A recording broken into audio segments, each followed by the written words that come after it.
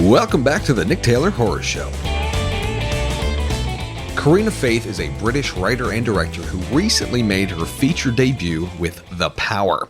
The Power tells the story of a young nurse who is forced to work the night shift in a crumbling hospital during a time when England was plunged into mandatory blackouts every night to conserve power. This is actually true. As she works her shifts by candlelight, a terrifying presence threatens to consume her and everyone around her.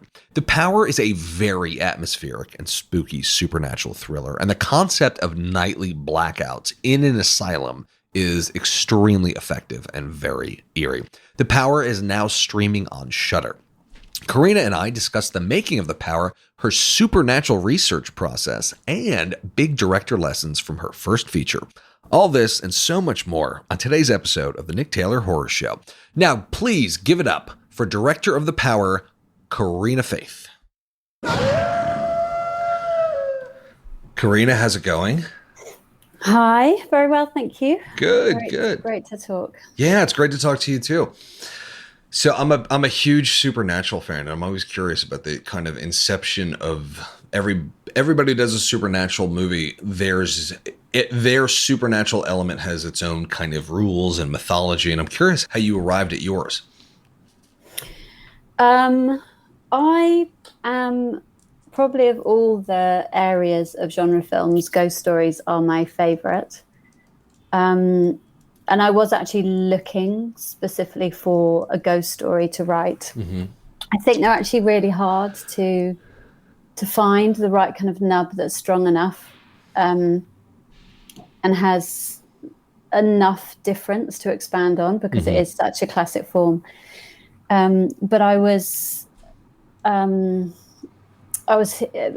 long time ago that I started writing the project, like a good 6 years. Mm-hmm. And at the time, there was a huge amount of news breaking about hidden institutional scandal in this country from the 1970s specifically, which is also another era I was really interested in setting something in, because a lot of films that I like from that time. So I started getting interested in that area generally. And I found the stories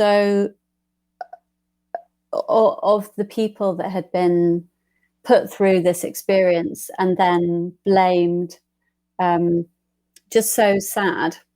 I was looking at that area, and I was so just so sad to think about the people who'd been kind of lost in those institutions and the children whose childhood had been lost in them. And it felt like that was kind of the same texture as a ghost story. This kind of, it's real and it really happened to all these people, but there's something that's left behind in these places and in these people's lives, something that people don't always see, can't see, don't want to see. And I felt that was an area that I really wanted to write about. Yeah. So in terms of the rules of the world, it was all about trying to kind of honor the reality of those places and base everything from that.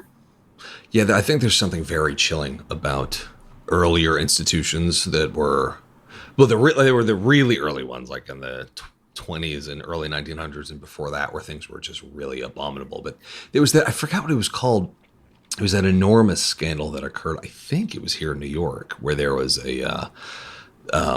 they just found that the patients were treated basically like barnyard animals. People would walk in. There's very disturbing footage of it, where people would walk in and they would all be on the floors. Nobody would be taking care of them. They'd be living in their own filth. They'd be eating off of the floor. Like, it was an abomination. And this wasn't that long ago. This was like in the 70s, I think. Do you know the case I'm talking about? Was that part of... I don't, but it in some ways it doesn't surprise me, because just reading around that time, I think a lot of the big, powerful institutions were very similar, but I was looking at hospitals in particular, and the power structures. I mean, it was like being in the army, really.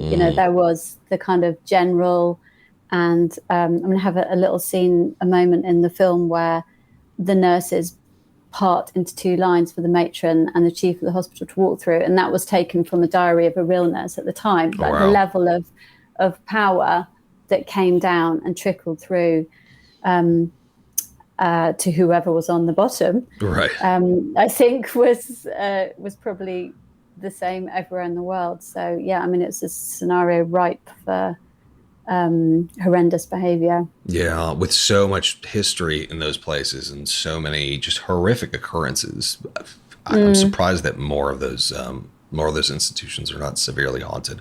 I think there is one, and again, I keep forgetting the name of these places, but there's a former sanitarium in Connecticut that is completely shuttered, and they have guards outside making sure people don't go in, because young kids would go in the middle of the night, and then they would do like vigils and they would try to like conjure spirits. And apparently it's super haunted and people get injured all the time, and they have to have armed, I don't know if they're armed, but they have guards outside making sure people don't go in. That's interesting. Yeah, that's so interesting. I mean, they are they're such incredible places. We did actually film in a real hospital that was built kind of late Victorian era, and it was a psychiatric hospital actually. But I can see why people who want to experience something extreme are drawn to the real places, because they do have incredibly strong atmospheres. Whether you believe in ghosts or not, they have something so potent and different about them to any other kind of space. And I think you can just feel the layers of history and I suppose the suffering really that's happened in those kind of spaces. Yeah, I feel like the energy gets trapped in those spaces. Did you go on any field trips to places that had this kind of history? Yeah, we looked at quite a few different places, because I had one real wish, which was to shoot it in a real hospital. Yeah. Being very low budget, we wanted to use whatever we could to lend it scale and atmosphere. Mm-hmm. And I felt that I really wanted to try and capture just a tiny little bit of what we're talking about in the space, in the filming of it. And we went to a few places, and they were all extremely strange and creepy places, because they were huge and they were completely empty. Yeah. They don't last for very long here, because they get developed fairly quickly into flats. So we were losing them as fast as we were finding them. But we did actually end up finding one that had a larger part of it been more recently closed down, and the whole thing was available just before the shoot. And it was actually in East London where the story's set. So that was really nice. Oh, wow. That's great. Yeah. Really great. So could you walk us through the process of getting the movie made? Like, what was it like from the inception of the idea to writing it to finally here you have a finished movie made? What was the production story behind it? The beginning was that I had just had a film that was very close to coming together to being made and didn't happen. Okay. So that was a big blow, and I was looking for the next story to kind of latch onto, pick myself up, carry on, push on and try and make it happen the second time. And as I said, this is what was around me at the time. I was watching quite a lot of films from that era. And then I came across an image of a woman holding, a woman in 70s clothes, but holding a very kind of classic Gothic looking oil lamp and working as a telephonist. And this was from the blackouts in the early 70s. And I didn't actually really know much about them myself. About the blackouts in England. Yeah. I kind of knew it happened, and I was actually a tiny baby when it happened, but I hadn't really ever looked into it. And the marriage of the kind of sexual politics of what was happening then, which is what's interesting to me about sexual politics of today as well.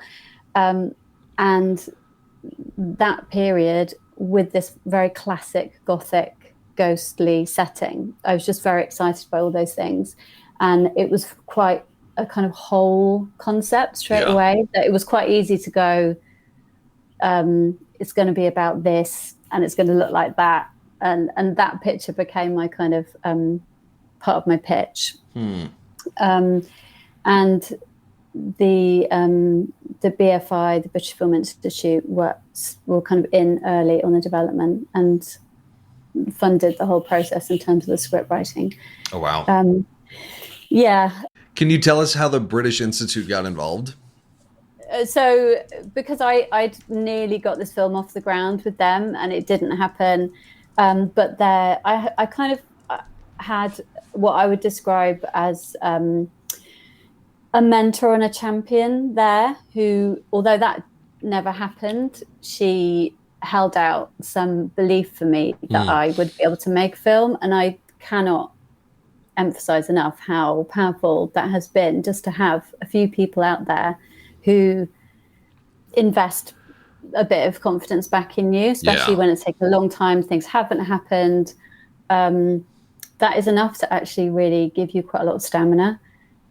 So she was the one, Lizzie Frankie was the one who commissioned the treatment with another body, Creative England, at the time. And then it was a rather long, convoluted kind of 4-year development process while I was working on other things as well, and having a baby. And it took some time. It's very interesting writing in that space because it is so classic. It's, in a way, it's quite easy to come up with endless ideas of spooky scenes, scary scenes, things that might be a bit cool, but to actually get the ones that are right for your story and to make them feel that they fit in that world and aren't just general, that took a bit of time, actually. What was that research process like? Did you dive a lot into books about the supernatural? I'm sure you watched a lot of supernatural movies. What did that research look like? There was a lot of historical research because I was just really interested in the kind of actual experience of being a young woman going into that kind of hospital setting at the time.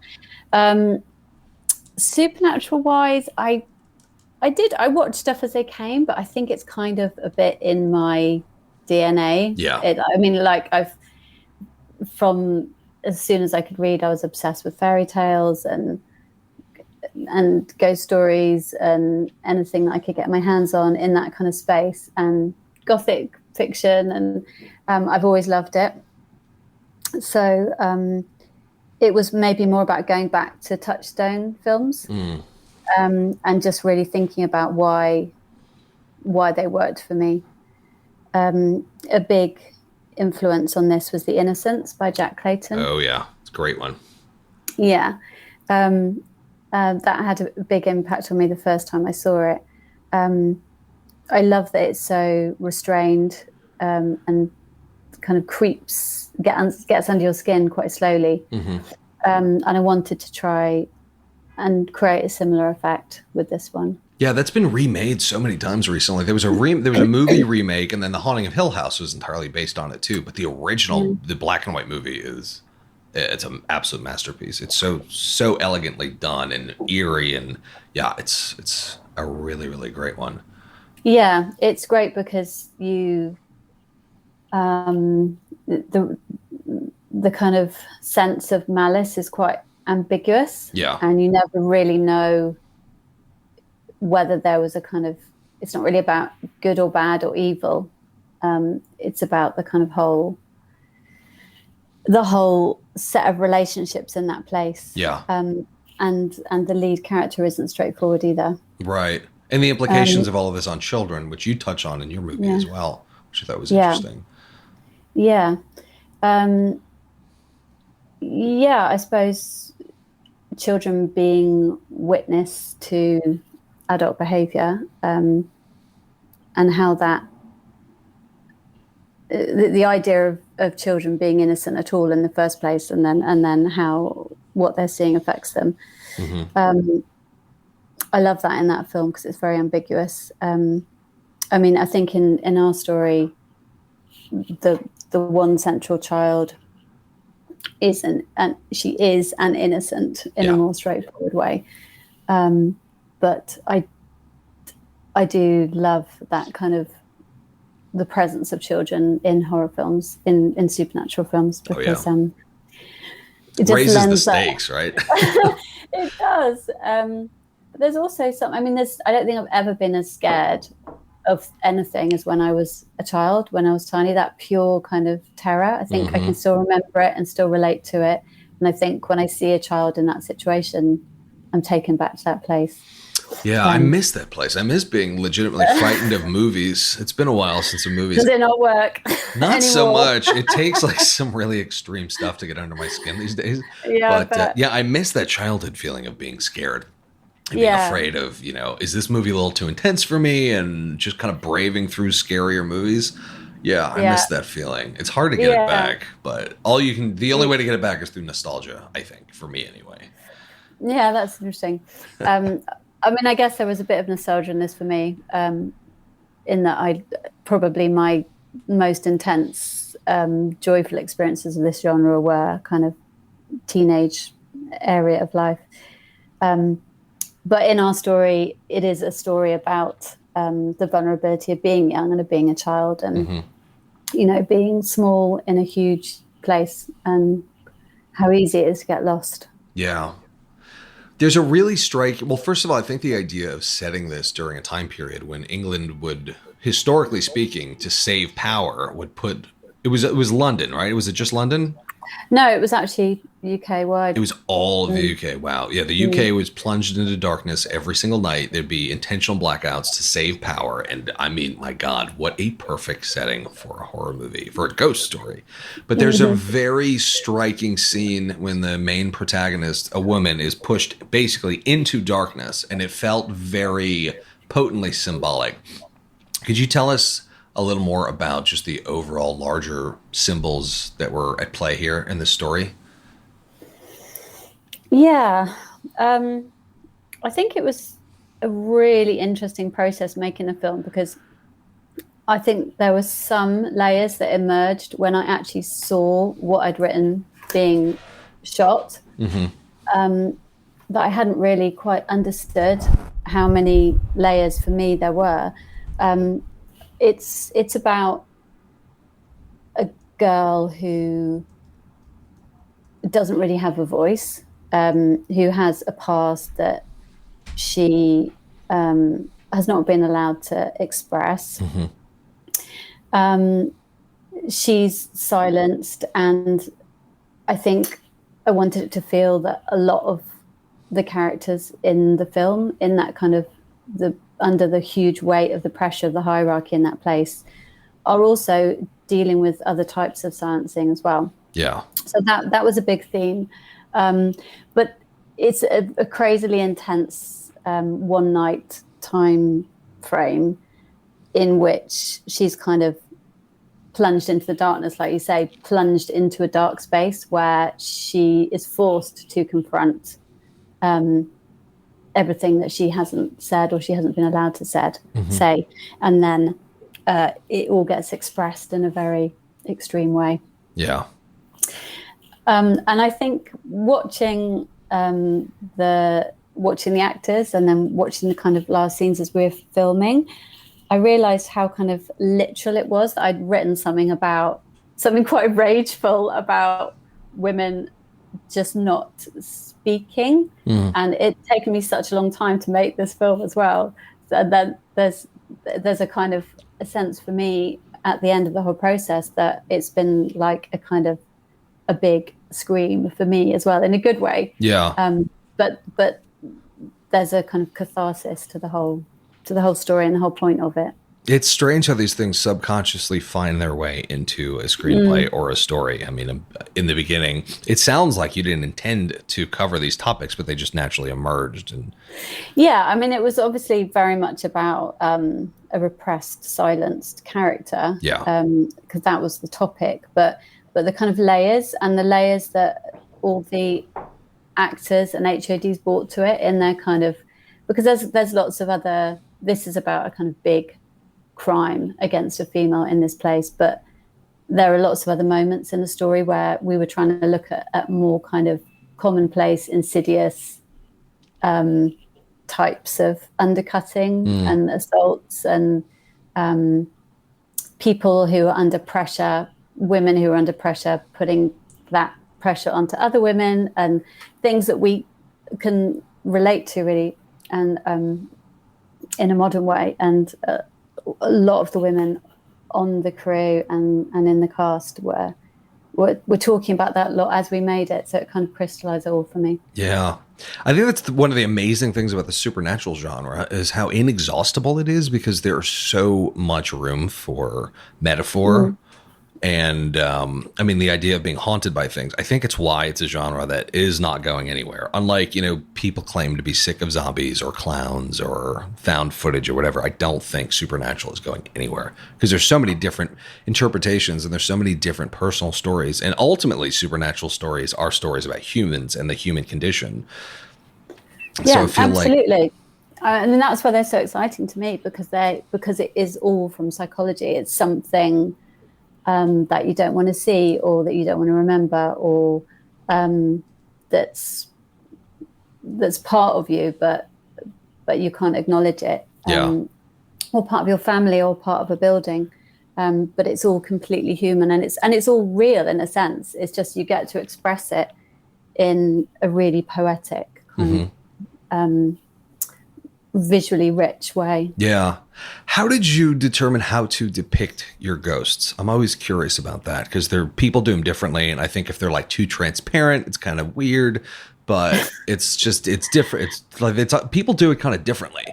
And it's a real nuance to making them feel real, but they don't want to be kind of too cliche looking. But I thought the way that you depicted them was pretty interesting. How did you arrive at the visual style of the ghosts themselves?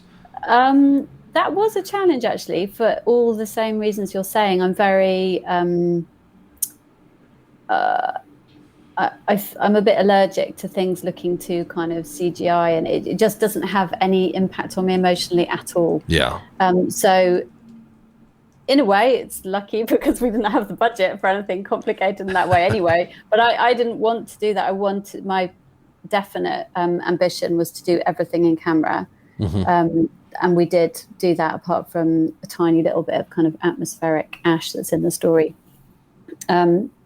Everything was done in camera. So I kind of treated that like another character in the story in the same way. I mean, she was there, she acted, she had her own storyline.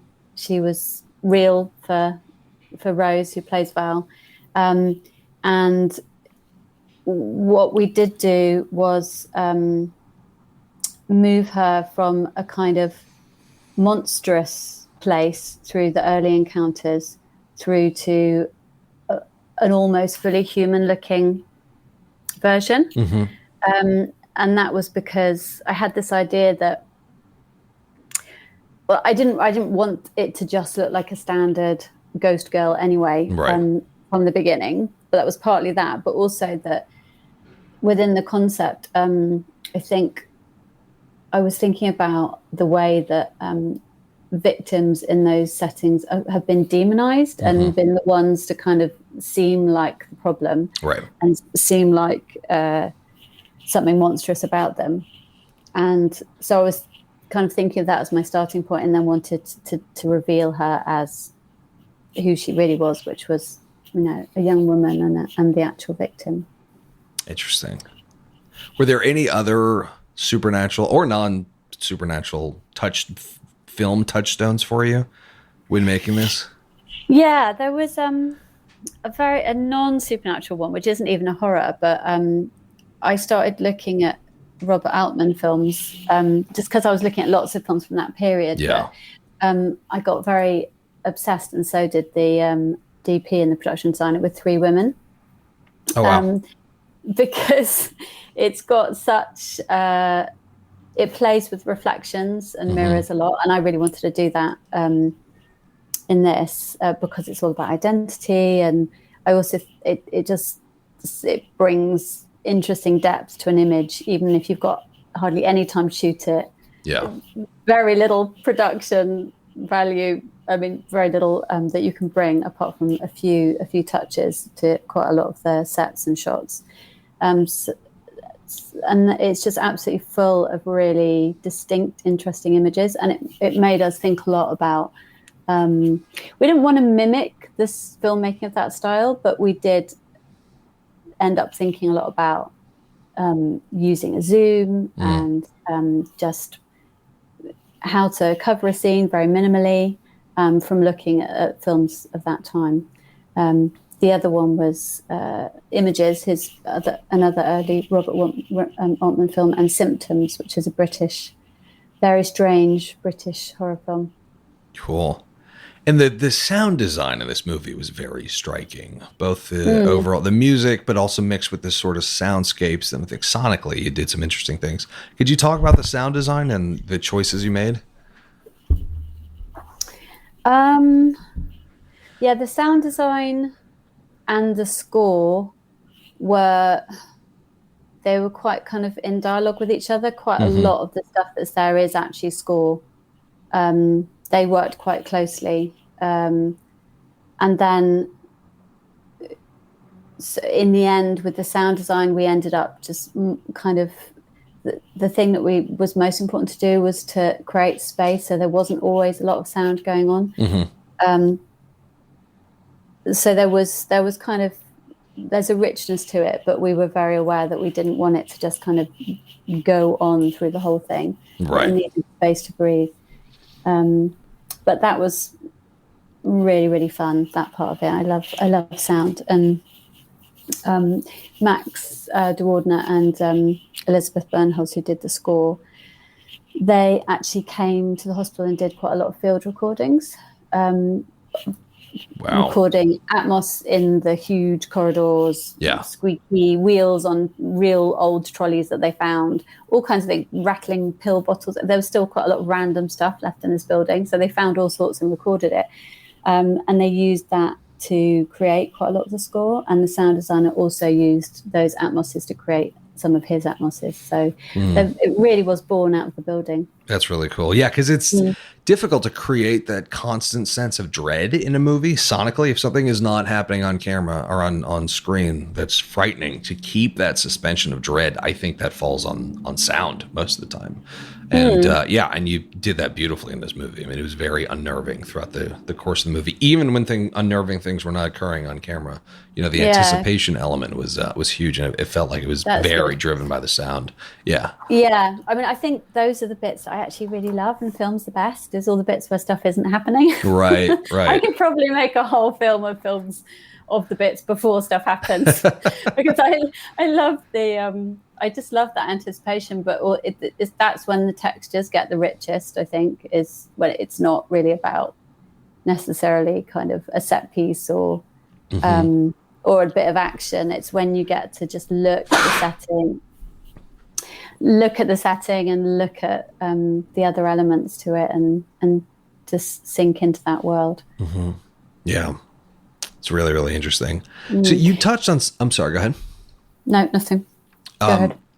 You touched on the fact that the success of this project was born in the midst of another project that did not work out. Yeah. And I feel like a lot of filmmakers get to that point where they're about to have something greenlit and they're about to make a project and the rug gets pulled. And I feel like a lot of people might not recover from that. And you touched on the idea of endurance as a filmmaker. Could you tell us a little more about that time period and how you were able to bounce back? I mean, clearly it was good to have a champion in the organization, but a lot of times this seed of another project is present in the failure of a previous project because you pitched them a movie before and they clearly saw a lot of promise in you. And, you know, here you are now. But I feel like a lot of people may have given up because even when you pitch a movie, when you're about to make a movie, it's exhausting. I mean, writing the script and rewriting and taking notes and taking meetings, and it can take years, and then to have the rug pulled out from under you, it can be very disheartening. But that did not sound like it stopped you. Could you tell us a little more about that time period and what got you through it? I remember it being really destabilizing and really crushing. But I'm funny, I think, and maybe there are lots of other people like this, but I don't necessarily seem like the most confident person, but I do have a kind of real stubborn streak. Just a kind of just bullish Nice. determination. Need it in this business. Yeah, and so there's a kind of a bit of an element of fuck you, this is gonna happen to the whole thing. Yeah. But also I almost kind of felt like I'd come too far to stop. It's like, I put so much effort into learning to write and leaving what I was doing before, and I just didn't feel like stopping was an option. Even I didn't know that it was necessarily going to ever culminate into anything, but I feel like if it's something you really want to do, that you just have to push through. It's like, even if it doesn't go where you want it to go, I don't really know what the alternative is. Yeah. Or was really. I just, I did have to do other work and stuff in between, and more kind of jobbing work. But so it's not like I could afford to just sit around and cross my fingers. But I think being stubborn and being resilient is pretty massive in the whole process. Yeah. Yeah. And like I said, having the sense, even if it hasn't worked out, the sense that some people have believed in you at some point. And I did have shorts that I'd made, and I had a ghost story short that went down really well here. So I had enough touchstones to go that it is crushing, but you just carry on. Yeah. And it sounds like this represented also a career shift for you, because it sounds like you were doing a different kind of work while transitioning into filmmaking. Was that a difficult transition for you, or was it something you were able to balance? I always have worked in the media, so I was directing documentaries and factual programs for TV here. And then when it was actually having children, I kind of realized that I didn't want to direct anything unless I really, really wanted to direct it. I didn't want to leave them. Yeah. And so I was like, okay, if I'm going to do it, it's going to have to be everything for me. It's going to have to be just what I want to do, that I really believe in. And so and in the meantime, because I didn't really want to be away anyway, I taught myself to write, really, started writing. And it just went from there slowly. Wow. How did you teach yourself to write? Just started. Hardest part, isn't it? Yeah, just did it. Yeah. I've done some short films, which is quite a different challenge to writing a feature in lots of ways, it turns out. But yeah, just no kind of particular method or particular book that unlocked it all for me. I kind of would start with this book, then with that book, and try this and try that. And I learned lots of bits and bobs from everything. But I think ultimately it was watching loads of films, remembering what I love about which films. Yeah. Just having your kind of touchstone things that make sense to you, not trying to be a different type of person or filmmaker to who you probably are. And trying to choose subject matter that felt meaningful, so that I didn't get bored or give up or get disillusioned, something that would help with the resilience. Yeah. I mean, there's nothing will make you more resilient than really caring and really believing in your project. Yeah, exactly. No, and with a kind of layer above you a bit, that you can feel, this is not a world-changing film, but there is stuff in it that matters to me and that mattered to the people that worked on it, and that counts for quite a lot. Yeah. How did you, I feel like when it comes to particularly low-budget filmmaking, it is very imperative that you have a crew that completely believes, and cast that believes in the movie and believes in the message of the movie. And you were dealing with some very big themes in this movie. Could you talk about how you conveyed these themes to the cast and crew? Because I feel like when they know what they're making, when you not to use your metaphor, but when you take them out of the dark on what the movie is about, and they understand, like, this movie is about some very important things, they will probably work harder because they will care more. Could you talk about your communication with your cast and crew in terms of the making of the movie? Well, the first kind of thing that was really exciting about the whole process for me was that there were some people who just really got what it was about just from reading the script straight away. And I was just so relieved that I had managed to communicate some of the stuff in my head onto the paper, into their head. And that people just got behind the notion, not necessarily in a political way, although I noticed that quite a lot of the women on the crew were really interested in the kind of some of the more detailed politics in there that just feels so widely relevant. That was really motivating. But then I mostly communicated through pictures, really. I mean, we had a lot of chats, but I had a lot of images that were my kind of blueprint for conversations. And all my HODs were so they were so good at listening and then building from that place and bringing their own layer to it. But it was just an incredibly unegotistical, generous, exciting, collaborative kind of team and way to work. It was so super fun and creative.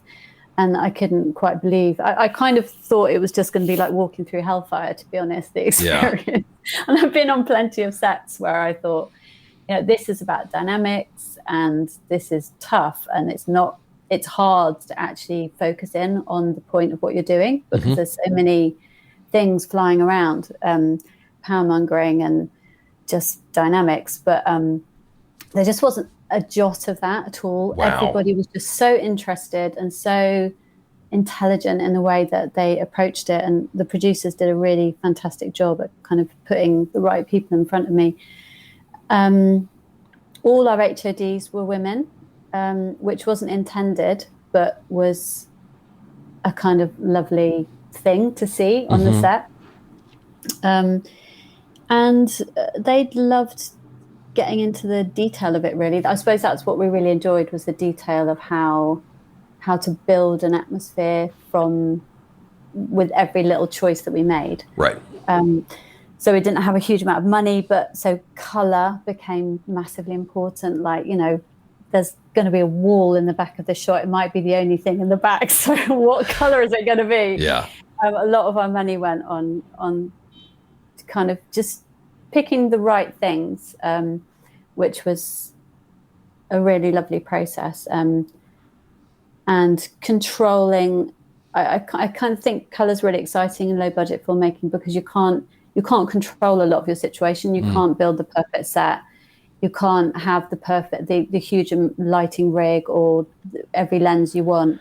But you can decide how you're going to present what's there and paint it in a way that works for you. And then light it that bit in the way that works for you. So we thought about that a lot. And then, again, little things that aren't expensive, but were just really exciting and fun to do.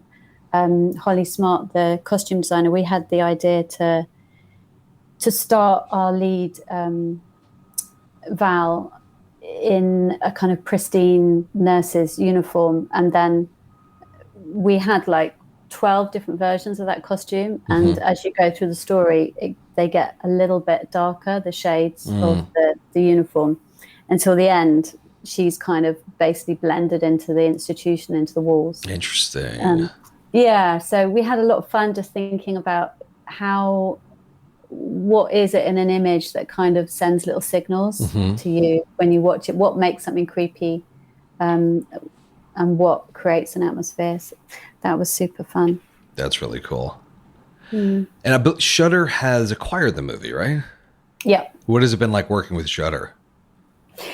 Well, it's the beginning of the journey, but it's been great so far. Yeah. I mean, I think there's some really exciting stuff happening with Shudder. Oh, yeah. I think, some of the stuff that they're behind is the stuff I would seek out and watch. I'm not a kind of general horror fan. It's quite specific what I love. And the last few things that I've really liked have been on Shudder. So yeah, they're putting out so much great stuff. And they're resurfacing a ton of old, great stuff. They're doing a bunch of silent films, a bunch of hard-to-find giallo films. They're doing a lot of Indonesian horror is amazing. There are all these great movies coming out of Indonesia. A lot of ghost movies, actually, too. And one is more fantastic than the next. That part of the world is a massive influence on me. The kind of the conviction with which they tell their ghost stories, the fact that it's such a kind of still live part of culture. It feels there. Yeah. It's like, it's not historic. It still feels quite kind of present. Yeah, I think because they're very outspoken believers of things that are supernatural. So all this subtlety that us Americans add to our horror movies go out the window. There's feel like Evil Dead. Like, have you? There's May the Devil Take You series. May the Devil Take You and then May the Devil Take You 2 are just thrill rides, and just they don't let up for a second. But yeah, it basically is The Conjuring plus Evil Dead in Indonesia, and they're mind blowers. They're so good. Yeah, I'm probably more on the kind of understated end of the scale as much. So I would probably love that and enjoy it. But the films that really, really stay with me are more kind of under the skin type films. And I loved La Llorona. Oh, yeah. It was excellent. That was really kind of haunting in a different way. Yeah. So clearly you had done some shorts before this that you prepared you to a certain degree. But I mean, as they say, shorts are sprints and then features are marathons. Were there any big lessons that you learned while making this movie that you'll carry on to your next movie or overall filmmaking career? Yeah, there was a couple of things that I think I did, which I'm really pleased I did and that worked.